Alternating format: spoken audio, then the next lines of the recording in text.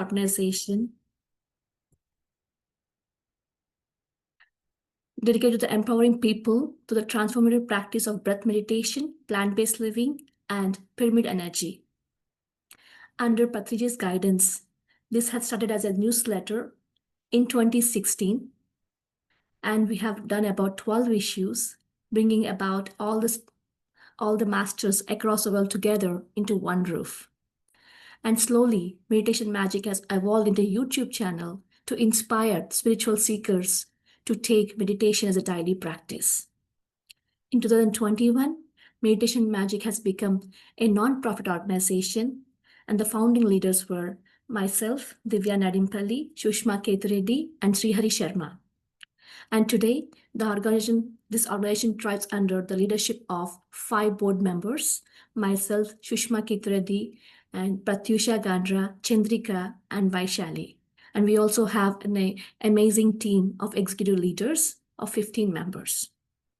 In a short glance through this platform, we have empowered about 5,000 spiritual seekers, hosted more than 1,000 virtual meditation sessions, organized about 100 plus in-person events, and organized 200 plus Toastmasters meeting through our club called Mindful Masters Toastmasters Club. We also did a unique program called Meditative Musings, which is a 24-hour meditation session. And we launched an amazing program called Manifest Omega for 108 days to spread awareness about pyramid energy. We also hosted annual youth Gen programs for youth, also kids meditation programs.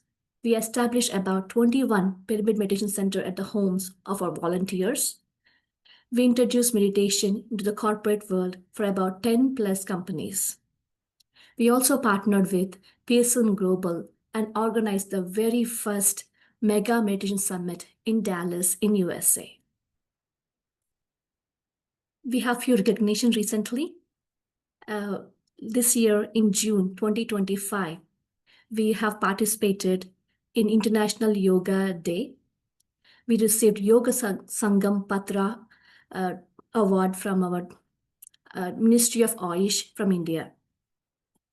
Recently, we also received proclamation from the city of Frisco and Texas state government. We will be knowing more details about this little later on. With this, I would like to invite our collaborators of this program. We are collaborating with WOVI, Women of Visionary Influence. I would like to invite Deborah to talk a little bit about WOVI today. Welcome, Deborah. Thank you, Divya. I'm so excited to be here today with everybody. I am the president of the Management Council of Women of Visionary Influence. Sorry, a little early for me. WOVI, or Women of Visionary Influence, is the international women's organization. WOVI's mission is to empower women to lead and mentor. Women are empowered to make a difference in their lives, communities, and the world through encouragement, genuine respect, and inclusiveness. We celebrate self and others. It's an international organization. We currently have 3 chapters. We have an international chapter that stretches across North America, and it meets on Friday nights, on the second Friday night of the month, and it's virtual.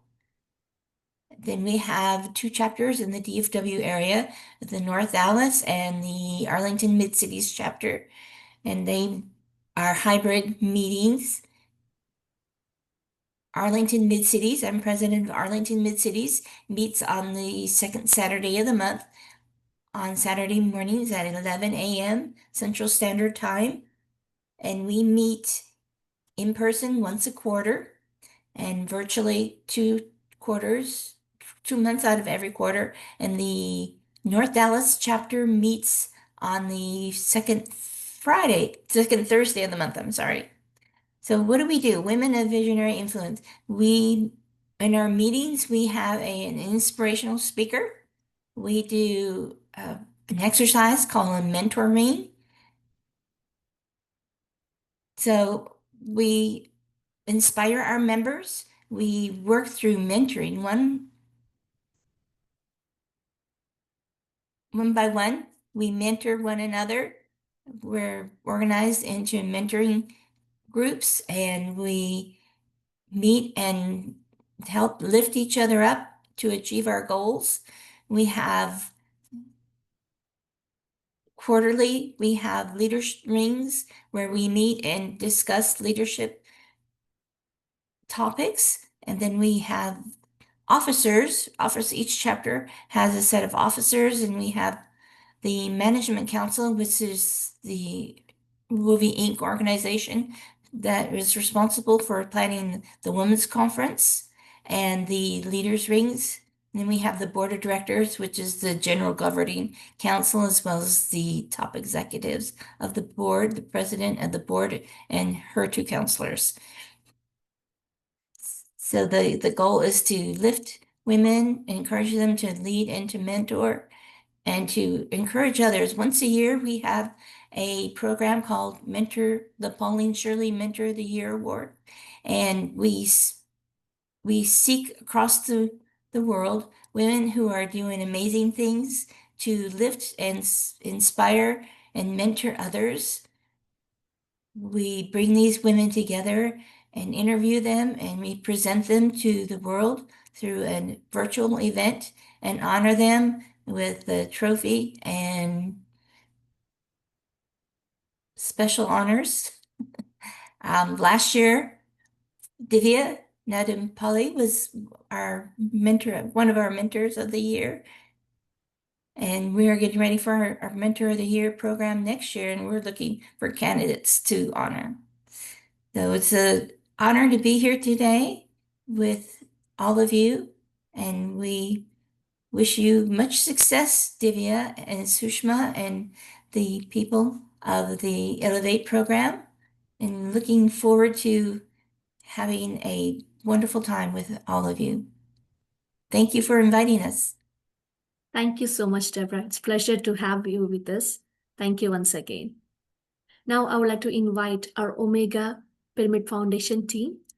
We are also collaborating with the Omega Pyramid Foundation with this program. I would like to invite Sri Hari Sharma sir to just speak briefly about Omega project. Yeah, thank you, Divya. So, yeah, Newton sir, namaste. Yeah, so Omega Pyramid, Omega Pyramid project, it is a project. So we are going to build two pyramids in this project. One is called Alpha, the smaller pyramid, and the another one is a huge pyramid called Omega Pyramid. And also, so why we are building this? Because pyramids are the energy centers. They are meant to be utilized for meditation, not for any other. Generally, what people know. I mean, when I was in childhood, I whatever information I had read through the books. So I thought it was used for mummies, but that is not the case. We have to use it for meditation, for healing, for many other purposes. Pyramids are there. So we wanted to introduce pyramids exclusively for meditation in Western world. So that is why we have taken up this project. So the Omega Pyramid is going to be a huge one. It will make huge impact in the Western world in spiritualizing the Western world. So in this facility, we have already acquired 41 acres of land. Along with the pyramids, we will be having other facilities like library, and dormitories for coming and staying there and doing extended sadhana meditation practice. And there will be a spiritual university called Omega University in this campus. So in future, this Omega Pyramid project is going to make a huge impact in this Western world. So yeah, thank you, Divya. Thank you so much, sir. Wonderful to know about Omega Project. Now, I would like to invite Kavita Raju, representing Mindful Masters Toastmasters Club, to talk a little bit about Mindful Masters and what we do as Mindful Masters Toastmasters Club.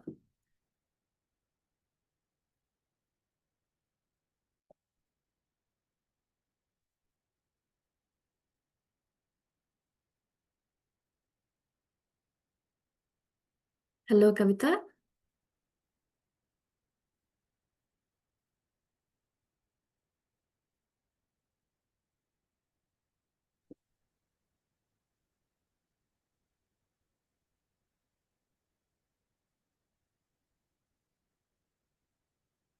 Kavita, can you hear us? Hello? Yes, Kavita.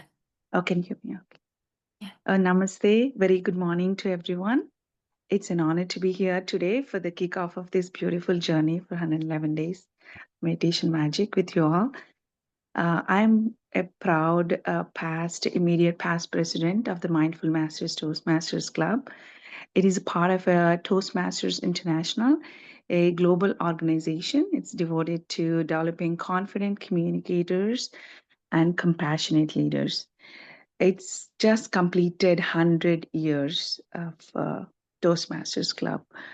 Internationally, it's a global organization. At Mindful Masters, our Toastmasters Club in Dallas, we combine the power of mindful presence with the purposeful speech because, like you all know, we believe it is important to share and it is important to share our stories. And what we say is very important, you all know that. But what we focus on is like how we say it. That's why I'm so inspired by this collaboration. Meditation is building inner clarity, and Toastmaster helps express that clarity with courage and calmness and connecting with each other. I'm truly excited to see how this journey unfolds for each of you, along with other masters, mindful masters and meditation masters, to bring a lot of insight, stillness, and strength, and brings us all together and make us better speakers and learners, and connect us to grow together in the words we use, and eventually choose to share. Everyone will be inspired to choose to share their stories with the world. Thank you. Let's do the meditation magic begin. Thank you so much, Kavita, for joining today. And we'll be inviting you back again in the following sessions to talk more about Mindful Masters. So, friends, without any further ado, I would like to invite our co-host for today, Sushma Kethureddy, to introduce our speaker, Dr. Kondaviti Newton, sir. Thank you. Thank you, Divya. Namaste and hello, everyone. I'm Sushma Kethureddy. I'm a certified meditation coach and passionate spiritual seeker based in Plano, Texas. So alongside my corporate IT career, I'm a co-founder and actively serves as a secretary for Meditation Magic and actively volunteers for the Omega Pyramid team, in spreading the awareness for the importance of practicing meditation in one's life and teaching spiritual concepts. So I'm honored to host, to start this sacred journey with you all today. So before we start, we have exciting and thrilling news to share.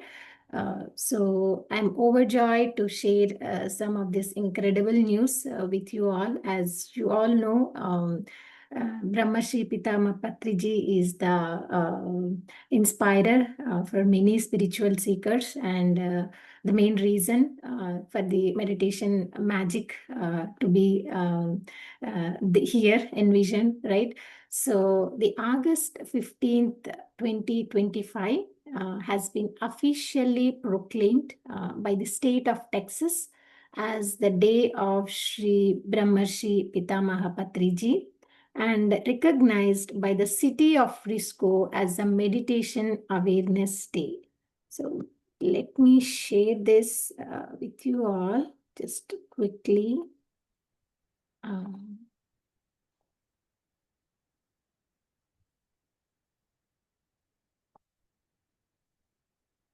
Can you all see my screen?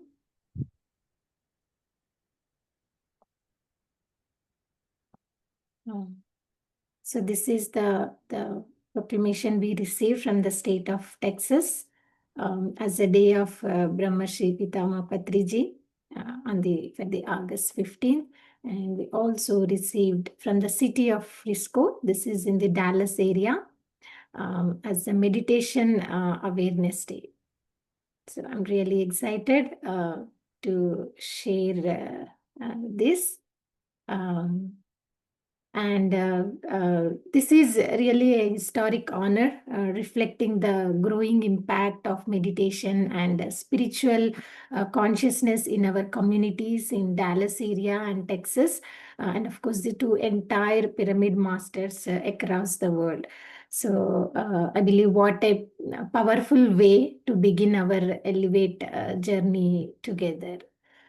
So without any further delay, let's move to our exciting and most awaiting session with our guest of speaker.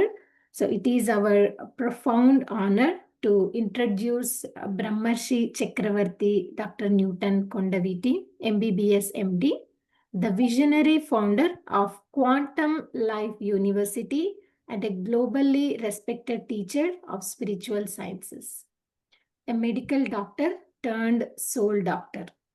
Dr. Newton is a pioneer in the past life regression, reincarnation studies, and holistic living. His life's mission was inspired by the vivid past life memories, including one as an acharya at the ancient University of Takshashila, an insight that shaped the vision of QL Luna.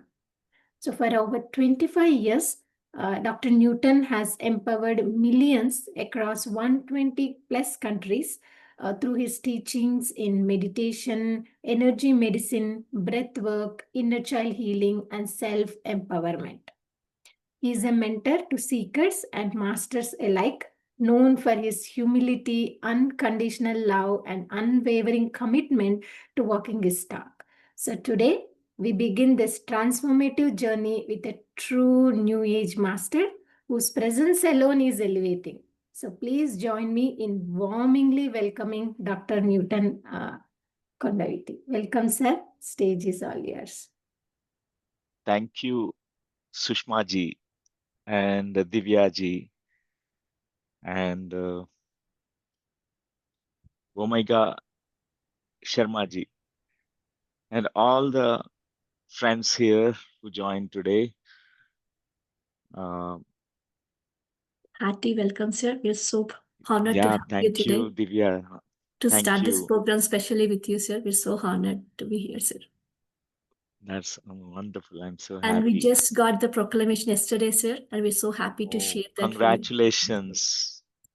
It's such beautiful collective efforts of all the PSSM masters and each one with all the dedication, with all the beautiful work that was done in the past and which was began by Brahmarshi Pitamaha Patriji, and many more awards to come, and we are all awaiting to see that, and also waiting to see the Alpha and Omega pyramid, as Omega Sharma ji announced about these pyramids, and the whole globe is waiting for those pyramids. Very happy to join today, and I'm right now in the campus, and a little bit internet fluctuation is there, but still I think it works. Yeah. Yes. And what is today's format, the structure, and how many minutes we have, Divya? Sir, today we can go with your wisdom session, sir, about 25-30 minutes and about 30 minutes of meditation, sir. Okay. And we also have many new members joining today, sir, who are new to meditation. New to meditation. Okay. Yeah. So the topic that I have selected for today is unity is the strength. Because in the physical plane, we're bound to get some conflicts. Even inside our minds, there are so many conflicts. Even every human being, there are conflicting thoughts. And whenever there is a divisive, conflicting thoughts, we'll not progress much. Even as an individual, we feel we are inside us, we are divided. As a human being, we also get into these states sometimes as an individual. And it results into such levels of stress because nothing really manifests. If something has to be manifested, we need to have undivided whole, even within a human being, within an individual. I give you an example. For example, you have a thought about doing something as an individual. And there are so many other aspects or parts of you inside you which says something different. I want to not this, I want to do something else. It's much more better. And oh, this is so challenging. I don't want this. I like to do the other option. And some other says something else. Some other part of you says something else. So we find in our own self this kind of divisiveness. We are divided inside. We have many parts inside us. Before entering into meditation, we are all like multi-personality syndromes, like a schizophrenia kind of states, In the morning, we feel good about something, but we don't feel good about it in the afternoon, and by evening, we want something else. And so we feel stuck. We have so many conflicts inside us. And in the same way, even when all people coming together also, they face the same kind of issue. For example, they want to manifest something. Each one have their own ideas and opinions. That's where the conflict comes, that's where the whole manifestation of a project gets delayed. Okay, because each one has their own voice.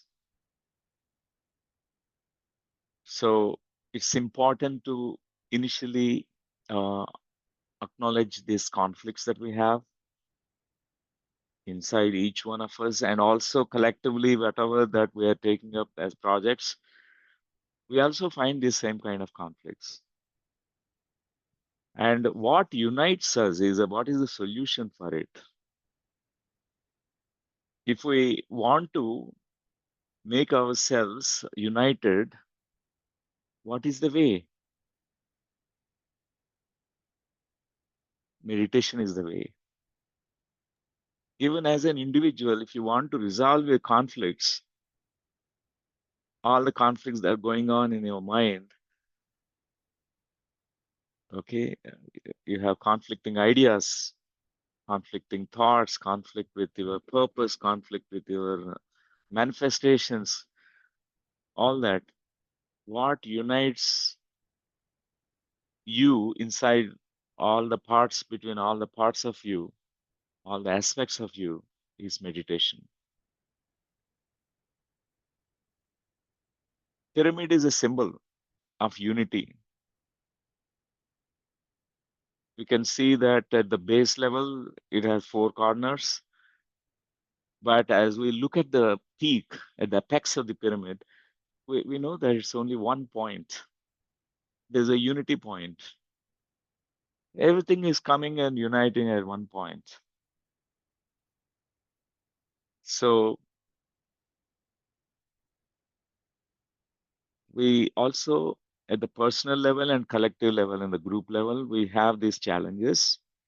That's why we use our meditation to unite us inside us, to bring the unity inside us.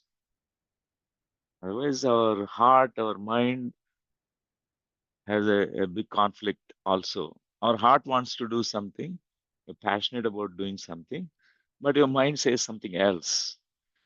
Even mind itself has so many divisions inside the mind we find, and we're not united.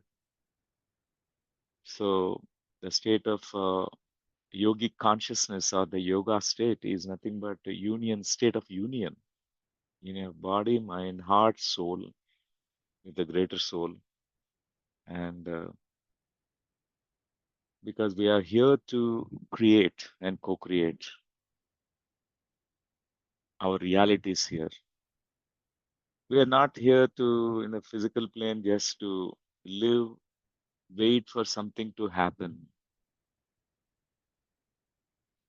Actually, we are here to make something happen. We are not waiting for something to happen, but we are actually creating all the situations to make it happen. Whatever we take up, for that to happen, one important tool is meditation, meditation, meditation.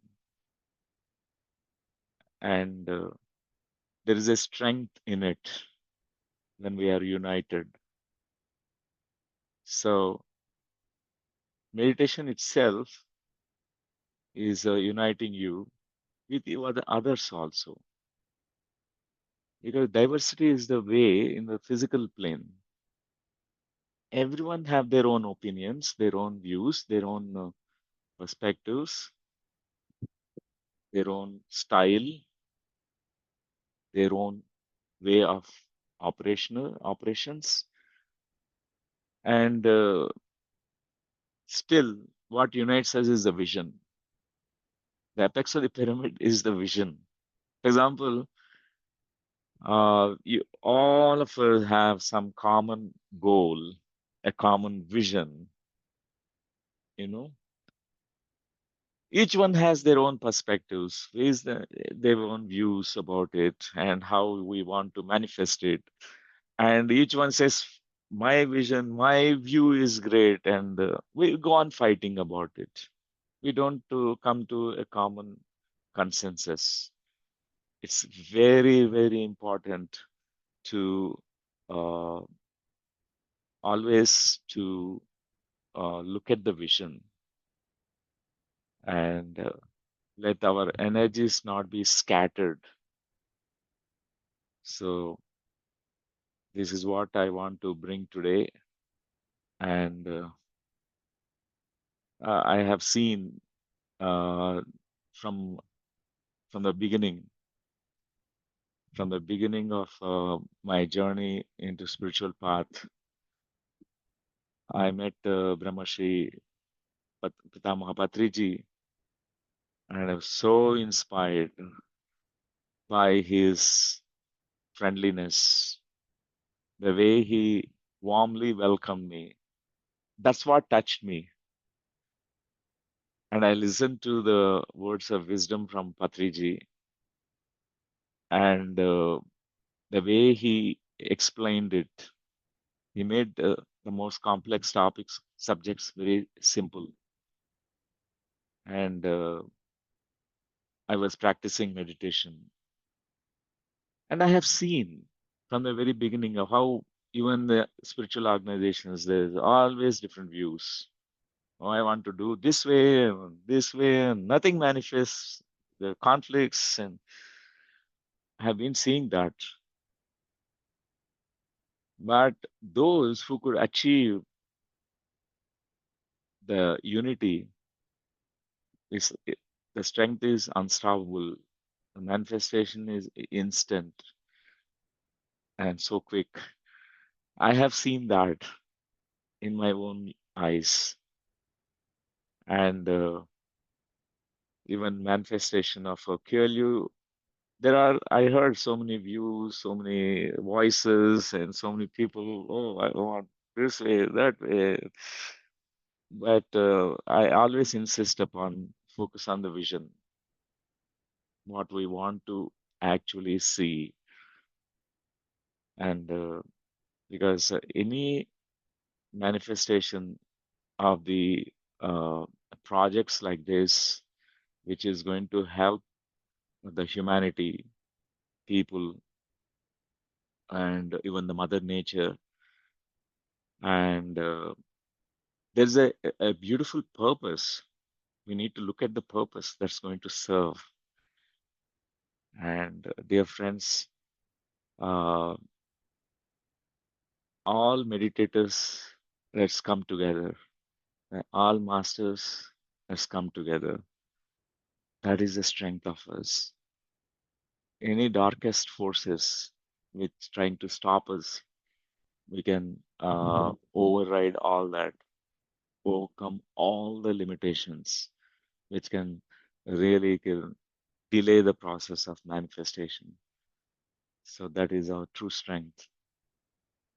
And thank you. And I'd like to open myself to be available to have any conversation with all of you. Your questions are welcomed. And only I have a very simple message. So I want to hear some questions, any kind of conversation. That's okay for me.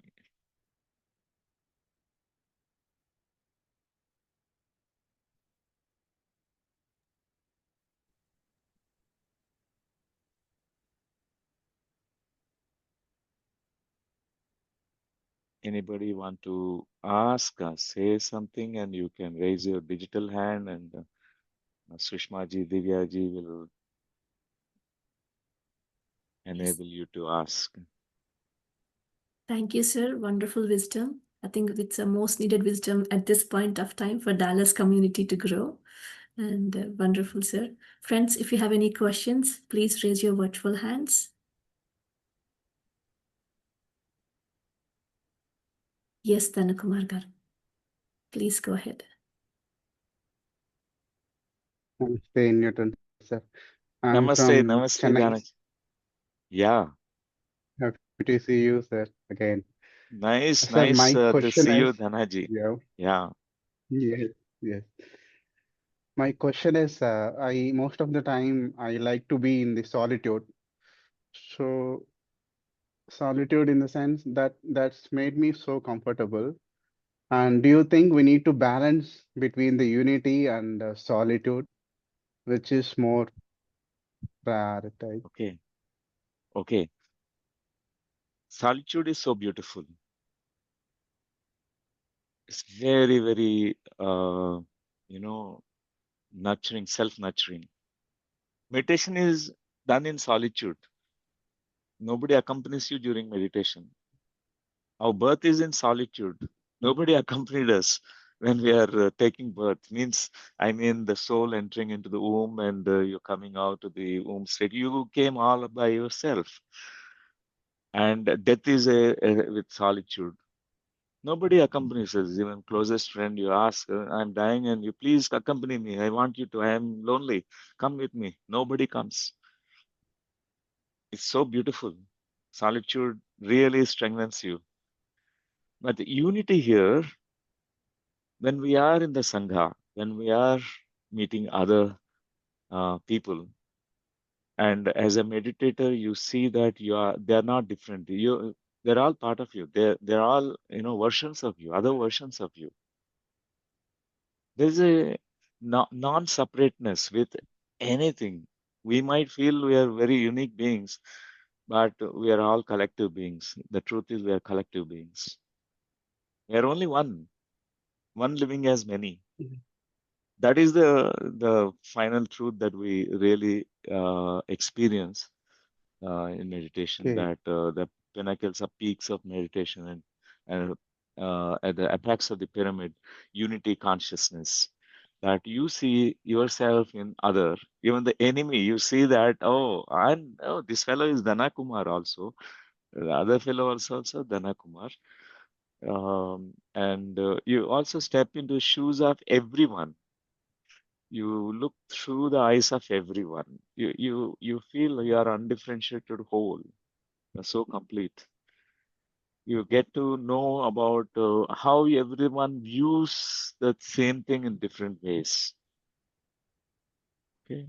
And then you develop such a systemic view or holistic view.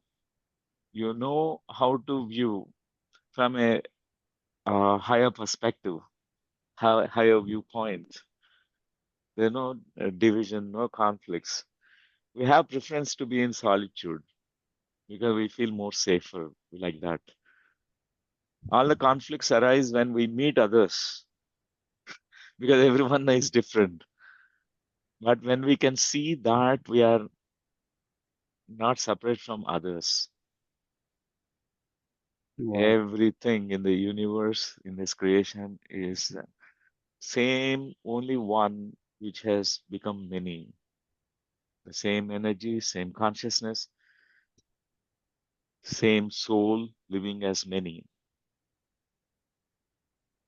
Yes, Dhanaji. But that's we wonderful, can sir. have your preference and yeah, and also extend yourself. You know, what is love? What is compassion?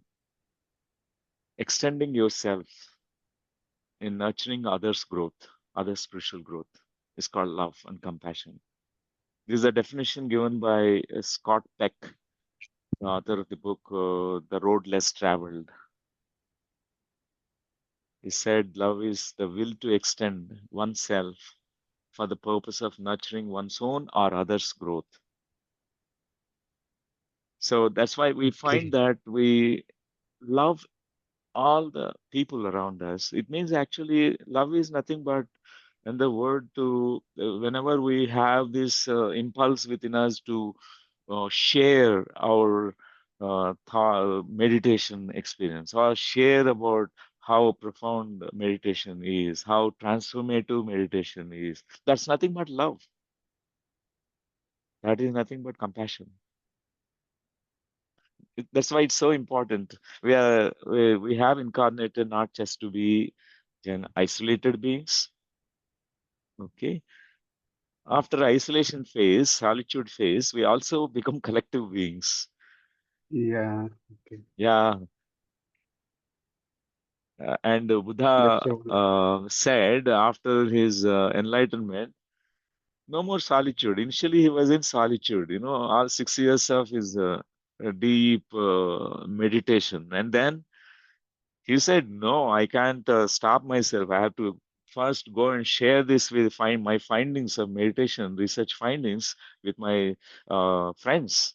First, he taught all the meditation experiences with his 5 friends. Later, he opened himself to the whole globe. Whoever is coming, whoever he is meeting, he started teaching meditation to them. So Wow. that's why this is both are beautiful. Solitude.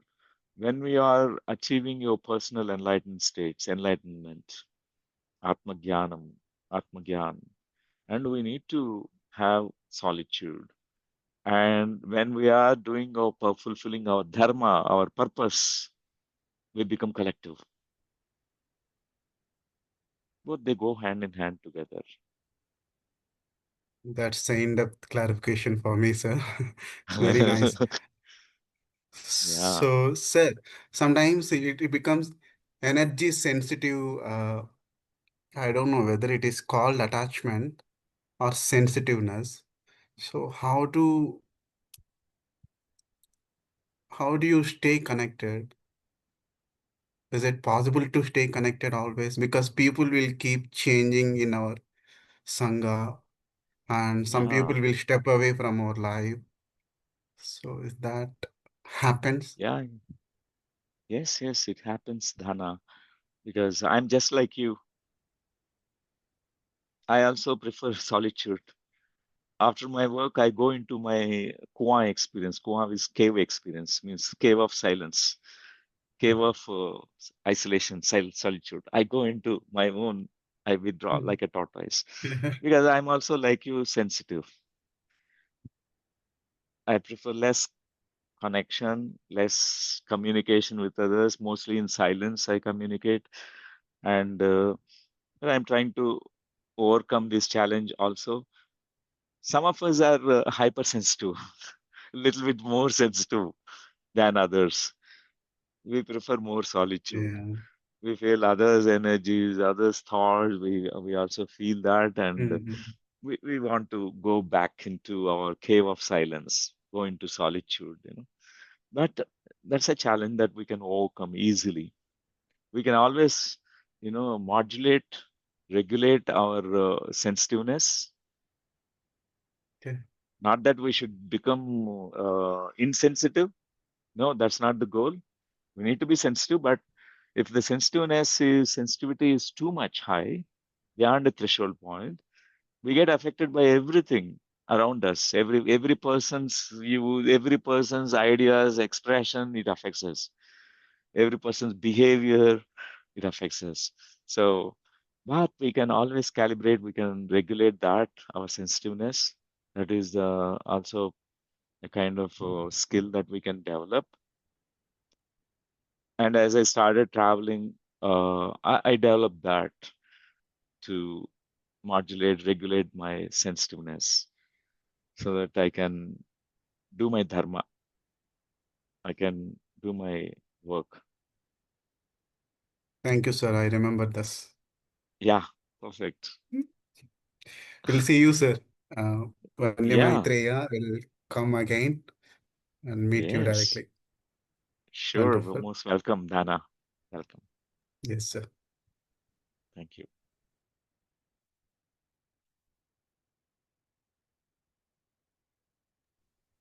Sir, I have a one question, sir. Yeah.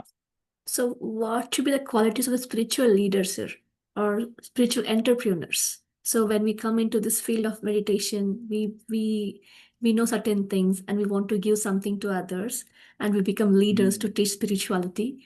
And what is the best qualities that a spiritual leader should process all the time? Sometimes we go off track and we come back on the track again.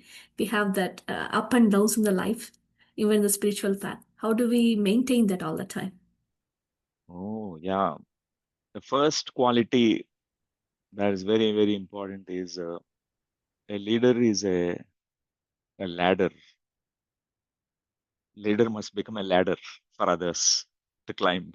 Means you are serving a beautiful role as a leader, as an entrepreneur, and then you have a purpose. Okay, you want to be in service in some way or other. So that we must remember as spiritual leaders, and we must assist people. And leader is always in the last, sitting in the last, or the standing in the last. They make others go first. I have observed that in Patriji.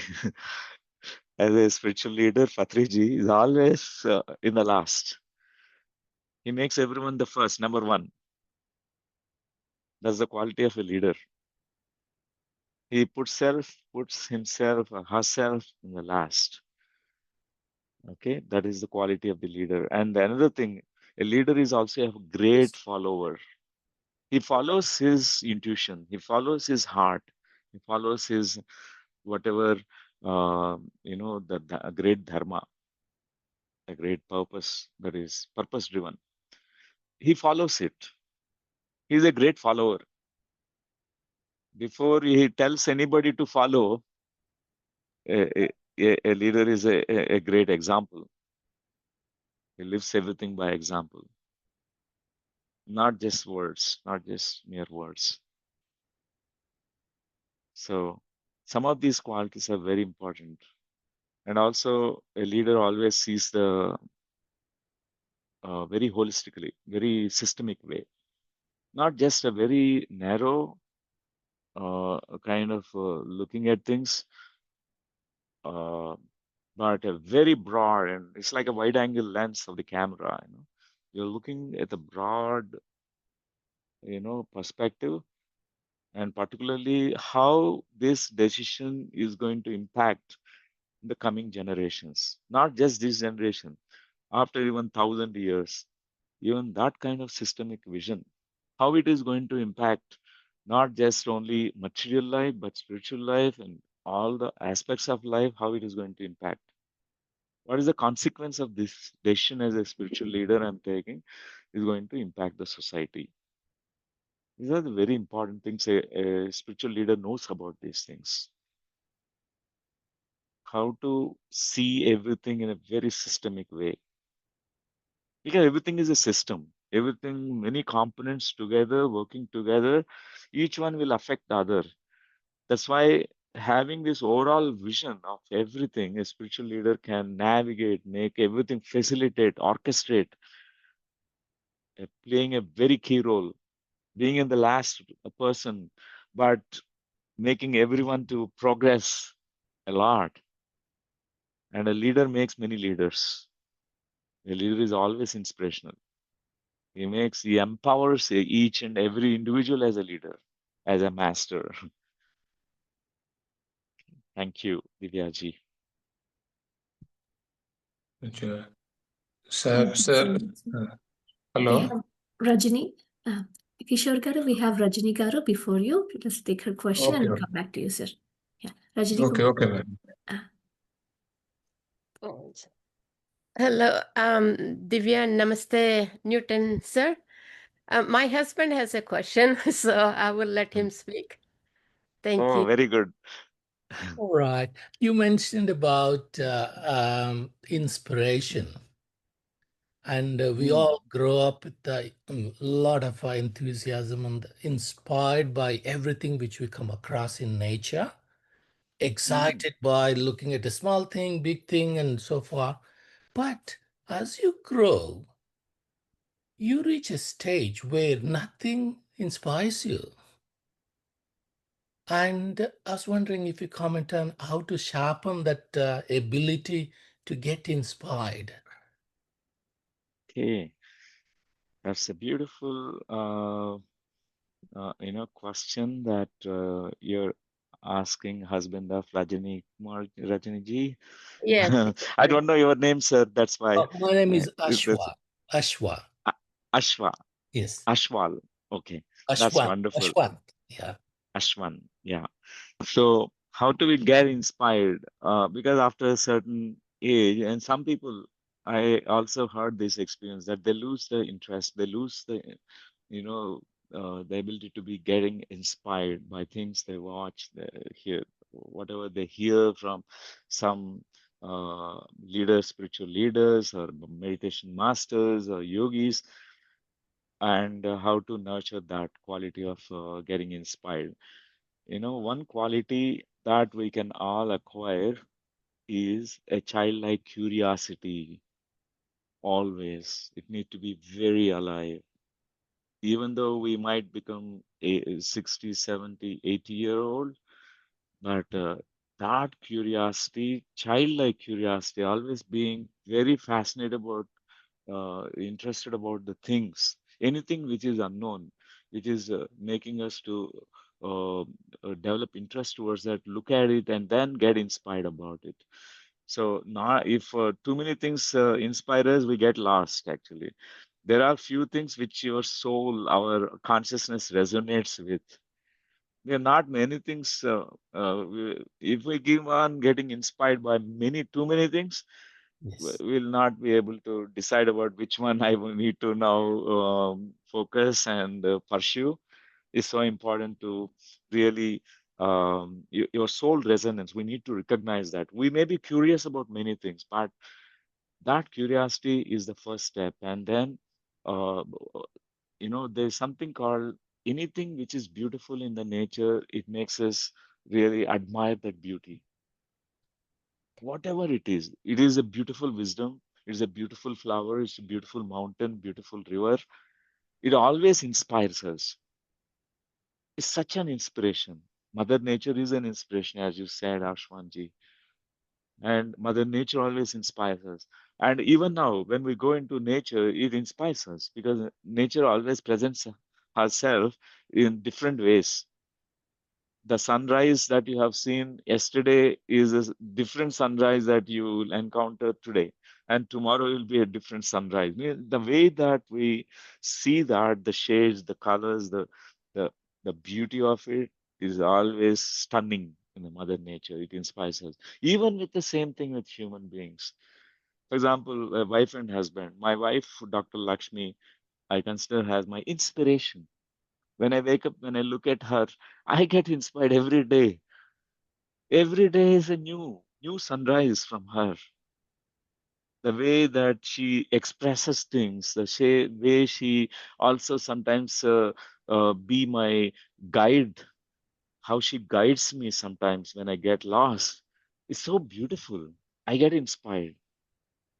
And there are few people I really get inspired. Whenever I hear about Patriji, I get inspired. Even hearing his YouTube lectures that he has given 20-25 years back, I get inspired. It's as if I'm listening to a new lecture, because at that point of time my receptors are not so well operating in that moment. I was with a lot of closed mind, skeptical mind, but now it's much more open. I get so much inspired because there is a soul resonance. Our soul seeks certain experiences in the physical plane. That's why those who are drawn towards meditation path, definitely our soul is ready for the knowledge or the wisdom about the unknown reality. We have known the material, what we see with physical senses, all the senses, we gather the data, we know about it, but there's something unknown which intrigues us, which inspires us, which keeps inspiring us. That is the mystery, and that drives us. We get inspired every day. Meditation, for example, we want to do meditation because we receive an inspiration in meditation, because our curiosity is very alive, and the second is our ability to be always in a wonderment, land of wonder is alive, and also the third thing is to uh, recognize that soul resonance and really look at certain things which really makes us follow it, pursue it, focus on it. We get so inspired about it. So, Ashwanji, these are some of the things which can, Wondering if there are they're any. all in our domain, our territory, to develop the curiosity, even if we are shutting ourselves down, and also the ability of a toddler to be in wonderment. Always as a toddler, we always, with the big eyes and wide mouth, your jaw dropping, everything jaw drops the experiences and get inspired. And many meditators, when they hear any spiritual wisdom or knowledge from any master, it is an inspiration. Thank you very much. Thank you, sir. Thank you. Beautifully said, sir. Land of wonderment we should be living in. Yes, Rajani. That's beautiful. Pursuing Thank the you. unknown, the beauty. Yeah. Thank you very much, Yeah. Newton. Yeah. Welcome. Yeah, sir, very good evening. Yeah, Good evening, sir. This is Kishore Todupunuri from Hyderabad, sir, India. See, Wow. my close friend has given the link to me 2 days back. So, yes, I want to be connected with your program for the remaining this thing 110 days. See, I am totally a beginner, sir, and it's a coincidence. Wow. Yeah. Yeah, it's a coincidence. Last week I was in Frisco. My daughter and son-in-law, they stay in Frisco. So had I got this information earlier, I would have been to the office in Frisco. But anyway, yeah, I'm happy to be part of this program. And so I'm a complete beginner. I'll try to learn a lot of things from this organization. Yeah. Beautiful. Kishorji, warm welcome to you. And, there's no beginning because we feel always that those who are drawn to meditation, path of meditation, they're not new to meditation. So definitely this interest that you have, many received this link, but you joined in this link. Yeah. Many, almost thousands of people received this link. Zoom link, but Yes, you sir. join. That levels of interest that shows you about it tells a lot about you, you know. So meditation, path of meditation actually attracted you. Please pursue this, and it is 100 and rest of the 110 days is 110 so days. going to be great for you, and you're warm welcome. All the Yeah, best, sure. sir. Yeah, definitely, sir. Yeah, I'll also try to forward this link to my close friends, and I'll request them to join this program. Huh? Okay. Yeah, sure, That- that- sure, sure thing. Yeah, thank you so much.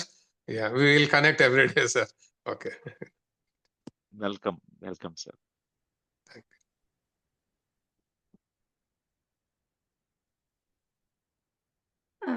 Newton sir, I have one question. Yeah, yeah. So you have Yes, Sushma ji. beautifully put like between solitude and coming into community, doing seva and working, right, sir? And you also spoke about the dharma, like working our intuition, being true to ourselves. And we have to balance between this solitude and working, coming into the community and working, right? So how to bring that solitude between to get the unity set. So what I meant is solitude is for our own the personal growth, right? So how to get that between all the spiritual leaders working for one goal. So how do we do that? I mean, as you said, it's little bit contradicting when we say we have to be true to our intuition, but at the same time, everyone has their own intuitions, but they are different versions. So how all of us, as a spiritual seekers and working community, to get that solitude together, sir? Yeah. So when everyone coming together, the community, a sangha. A sangha is a word used by Buddha. All like-minded people, all beings first striving for enlightenment coming together. You know, so that sangha, that community, will actually bring a lot of challenges. Many challenges will come because they cannot have a common ground. They cannot have one common point, which is going to, you know, be together, means bring everyone together at one line, alignment. So there will be a lot of misalignments and challenges that will come. But here, what is most important, the meditation itself will unite everyone, be respectful for each other's ideas, but one idea, one thing which will more practical in the practical reality, which is going to be more feasible and is achievable, is everyone together can quickly, resonate with that idea, so that they can all come together and share with open hearts and not hiding any kind of feelings, for each other, but very respectfully one can do that. They can carry their uniqueness of their solitude. At the same time, they can be as a collective being. Though they are contradictory, actually not contradictory, they're complementary. Even solitude and it goes hand in hand. You always, even a big gathering, you can carry your uniqueness. I tell a story at this point. There was a temple, a wisdom temple that was planned to be built. Okay. And architects and builders, everyone came together. And there was one stone which said, I don't want to be part of everyone, everything, because I'm special. I'm a blue stone. The other stones were picked up, and this stone is refusing, resisting. No, I'm supreme. Nobody has this blue color like me. I'm great. I'm superior. But finally, all these wise people got together with open hearts, and they start sharing. and shared the ideas how we can all serve a beautiful purpose. The vision can be manifested. A beautiful temple of wisdom which can really impart the wisdom to so many thousands and millions and which can serve a greater purpose. And finally, this blue stone also agreed the resistance is minimized, agreed for to be part of that mission, part of this big vision. And what happened is this stone was kept in a special place, one special place. Every other stone is also there, but it used to feel very special. But many meditators used to come to the temple of wisdom, meditate together, and they used to thank what a beautiful, structure which is serving a beautiful purpose. The energy of this place, they used to thank profusely, and this blue stone felt so honored, so valued, and retain the uniqueness at the same time is part of the bigger vision, collective vision. So some resistance will come, oh, my vision, my views are great, you stick to my views. So that resistance, when we come together and recognize the purpose in front of us, the vision in front of us is most important. So we have to come to one common, alignment. That's most important. Thank you, Sushma ji. Thank you, sir. Very enlightening answer. Thank you very much. Friends, any questions, please? I think Diti Makija, Yeah, there was someone digital hand. Ditiji, yeah, kindly, Yes, kindly yes, unmute. sir. Hello, sir. Hello, Diti ji. So I had two questions. One was about the hypersensitivity. Sir, how can we modulate our emotions and our hypersensitiveness?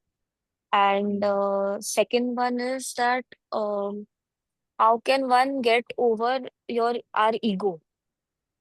Which, Okay. yeah, Yeah, these two questions I have. right.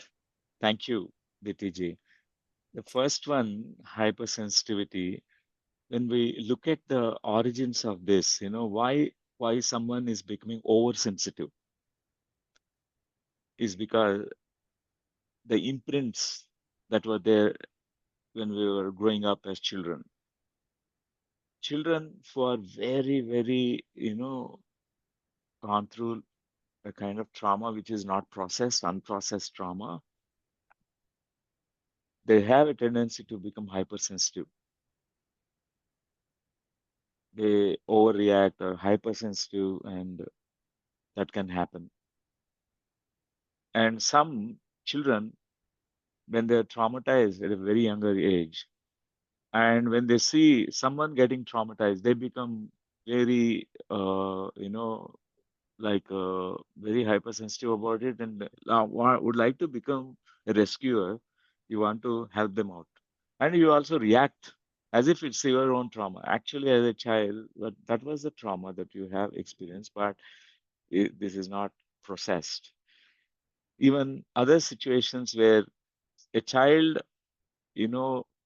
becoming a parent to the parents,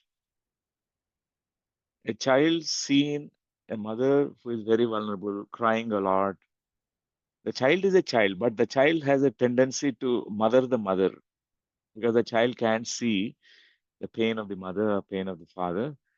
They take a higher role, a bigger role of taking care of the emotions of the mother, emotions of the father. It's called parentification, means becoming a parent to the parent. It's a kind of a seniority role. Suddenly, child becomes a senior person. They become very hypersensitive. The tendency to become hypersensitive will be there. When we are able to address them, what happened in the family dynamics, in childhood, and personally, any trauma they have encountered, experience, which is unprocessed. If we process, let go of all those old emotions,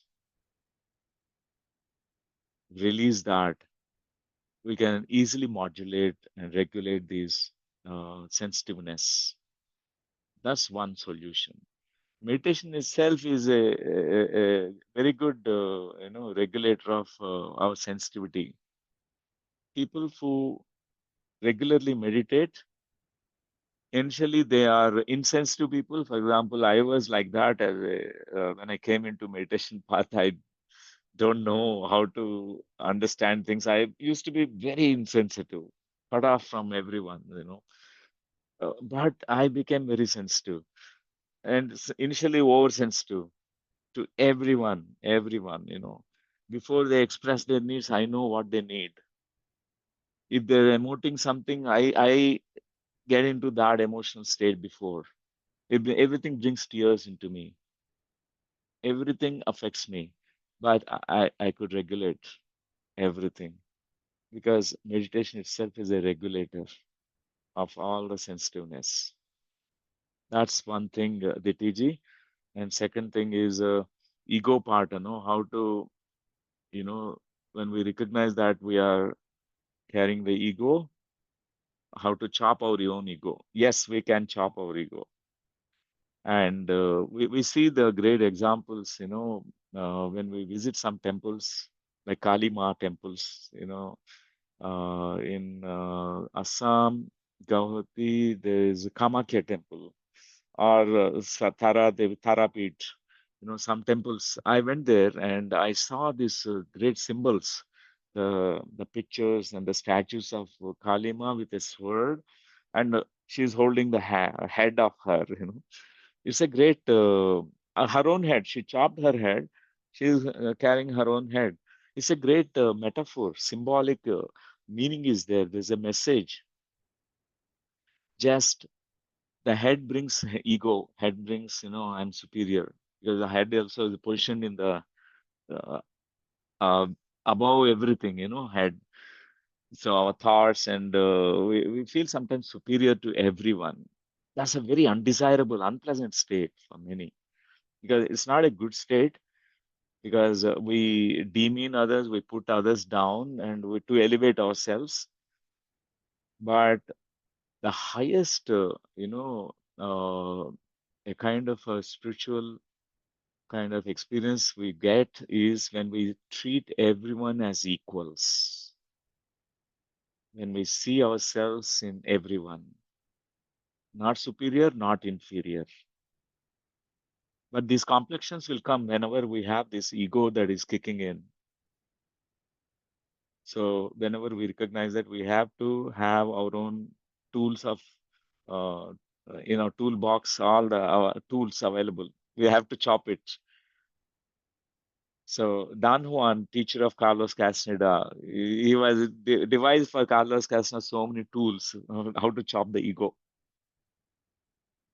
For many who are beginners here, so there's a shaman master from South America. So used to be living in Mexico. Carlos Castaneda met him there. So Carlos Castaneda has a big ego, Then he devised methods to chop the ego. One time he says that Carlos Castaneda in one of the temples, you stay there as a beggar. Pretend that you're a beggar. He made him to sit there for a month begging food. And many people will, scold. Oh, you're a very fatty person. Can't you work? Why are you begging? All that. He has to go through all that. And many different ways. How arrogant we become sometimes because of many things. Money becomes arrogance. Age becomes similar. So, for example, you are a little bit aged. Young people look at, oh, even age arrogance will be there. Sometimes a position, a power arrogance. You have more power than others, then you become arrogant. So that ego, that arrogance, a big supreme, I'm superior to others, we have to have the awareness about it. One of the very important blocks that we encounter, our spiritual pitfalls, is the spiritual ego. Biggest thing is spiritual ego. Oh, I am the master, supreme master. I am practicing 2 decades, 3 decades of meditation, and there's nothing to learn for me. And we lose the humility and humbleness. So we become very with a big ego comes to us. So we need to become very aware in this path of spiritual path, that how we can become so big, so egoistic, and then and there we can drop it with our awareness. I recommend that book, Journey to Ixtlan, Carlos Castaneda, DTG.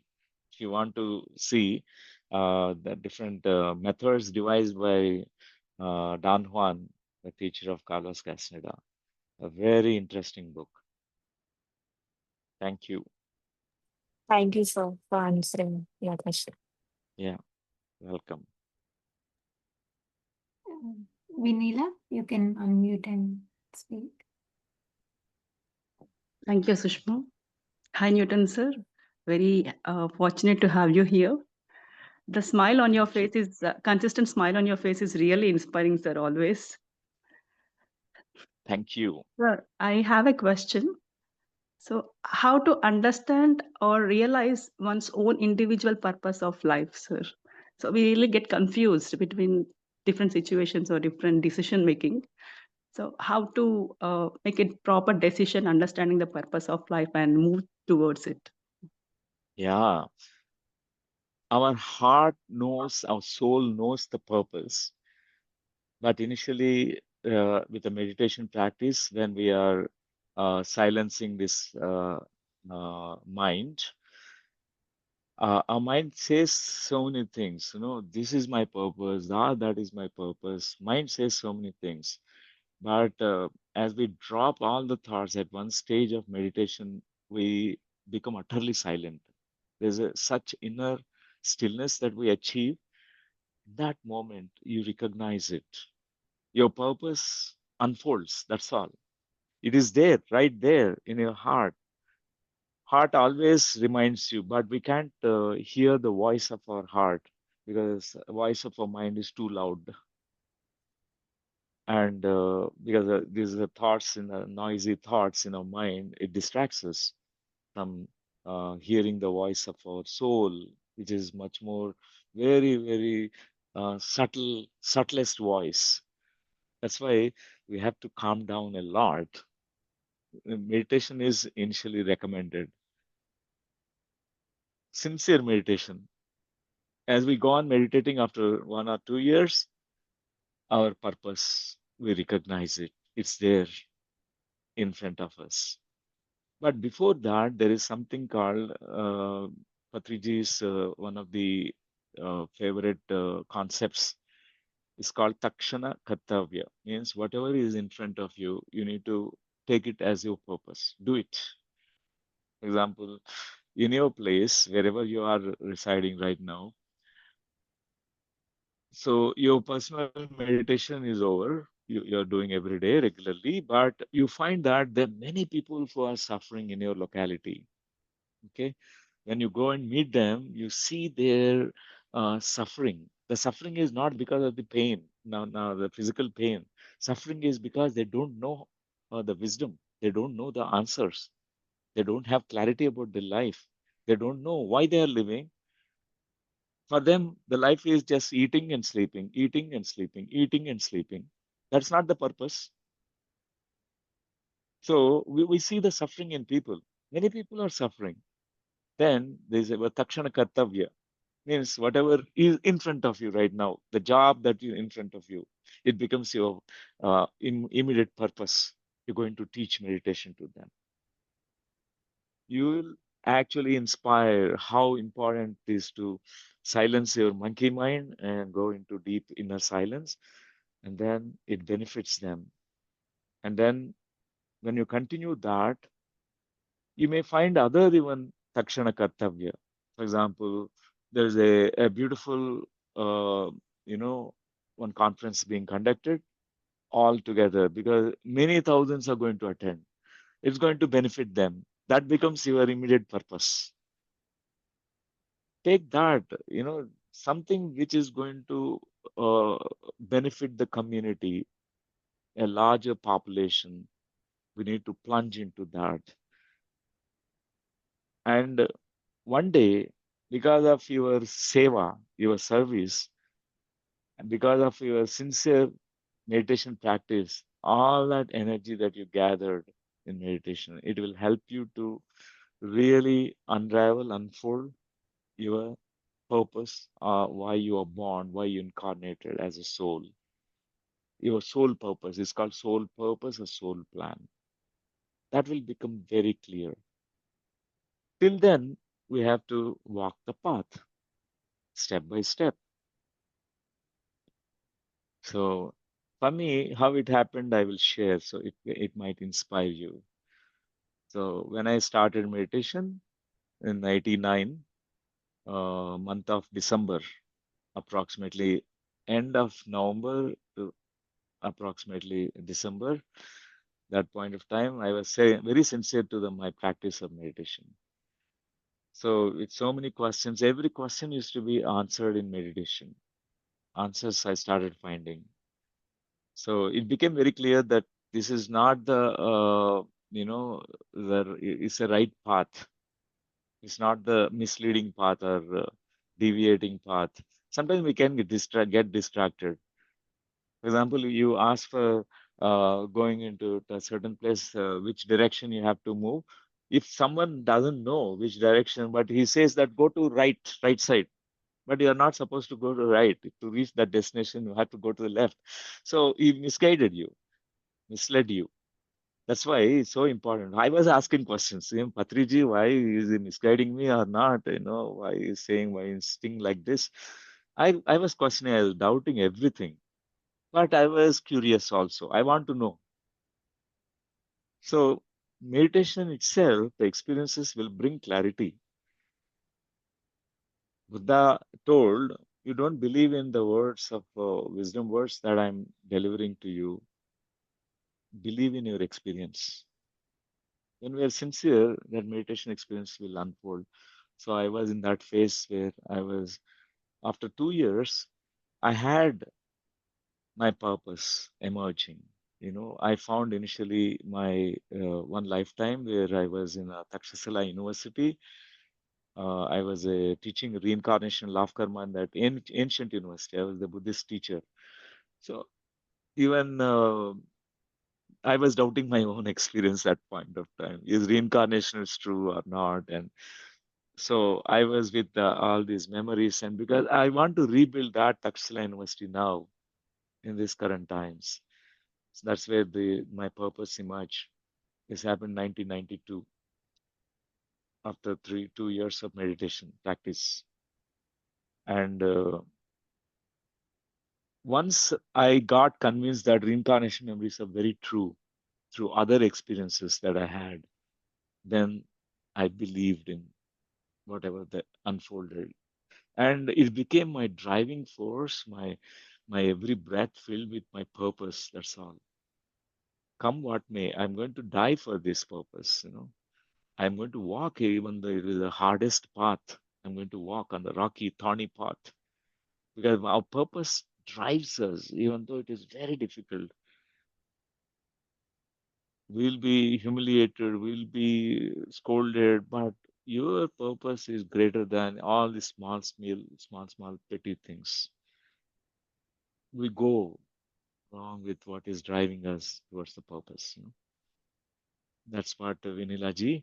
You will also discover your purpose. You are ready. That's why this question emerged to you. Thank you, sir. Like really got tears you. in eyes, like after listening to your experience. Thank you, sir. Thank you so much. Welcome.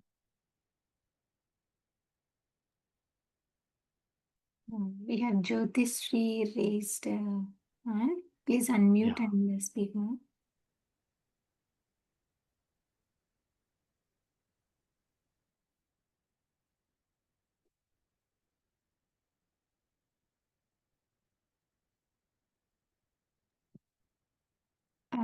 Ma'am, unmute చేసుకోవాలి.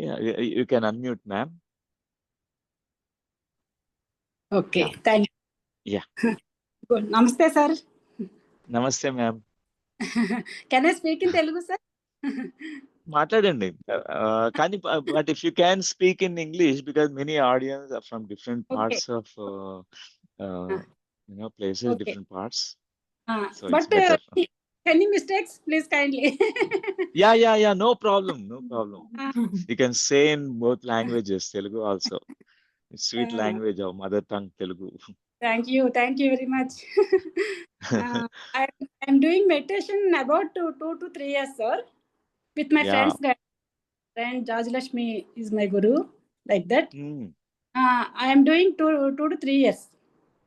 I am very yeah. passionate. Meditation, I am very passionate about it. Meditation అంటే నాకు చాలా చాలా చాలా ఇష్టం. కానీ but I'm missing something. I feel I am not connected totally. You could understand. Mm. You give any guidance? So I think జ్ఞానంలో Yes, ఇంకా ma'am. వెళ్ళాలని ఉంది చాలా. అవును. సో మీరు అడిగిన ప్రశ్నకి జవాబు నేను ఇంగ్లీష్ లోనే ఇస్తాను. అందరికి Okay. మిగతా Okay, వాళ్ళకి sir. కూడా బెనిఫిట్ అవుతుంది కాబట్టి. I can understand English. You can understand. Okay.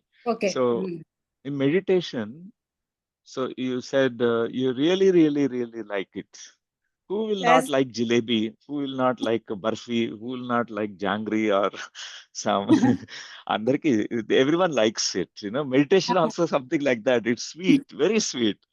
It makes our life very sweet. Meditation we like, and particularly you are liking so much. Your sincerity, when you sincerely do it, when you like meditation, when you wait for your time to meditate every day, oh, tomorrow morning I'm going to meditate again. So you wait and then you close your eyes, you really with so much, passion, interest, love, joy, you're doing meditation.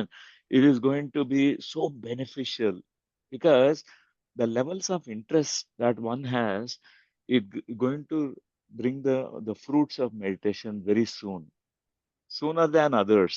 For example, the goal of all of it is Atmagnanam, to Yes. become an Atmagyani. We have to become enlightened. We have to know ourselves. That becomes very much possible within no time. That kind of little bit, impatience comes. Why not happening? Why the growth is not happening? We feel that way. But remember that, ma'am, every meditation you're growing. You're coming Yes. closer to your ultimate goal called moksha gnanam, or enlightenment, and atma darsanam.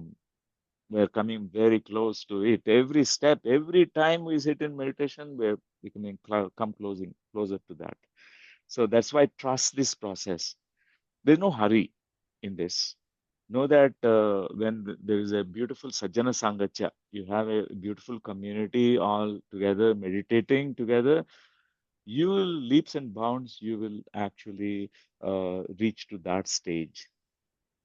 So Patriji given a beautiful formula for that. He said Dhyana, Svajjaya, Sajjana Sangatya. Three things. Sajjana Sangatya. Three things. We have to do these three things. Meditation, 1 hour meditation, or 2 hours or 3 hours meditation, according to, whatever your interest levels. Second, Svajjaya. Read, pick up spiritual books. I highly recommend everyone Bhagavad Gita. The first scripture that everyone must read is Bhagavad Gita. Across the globe, everyone must really, every spiritual seeker must read Lord Sri Krishna's teachings. Is undistorted, uncontaminated, exactly pure wisdom of Lord Sri Krishna, Krishna Paramatma. Krishna Paramatma delivered this teaching. We need to read such books, or books written by yogis, masters like Paramahamsa Yogananda. We need to read one Oka Yogi Atmagata, autobiography of a yogi. We must read that.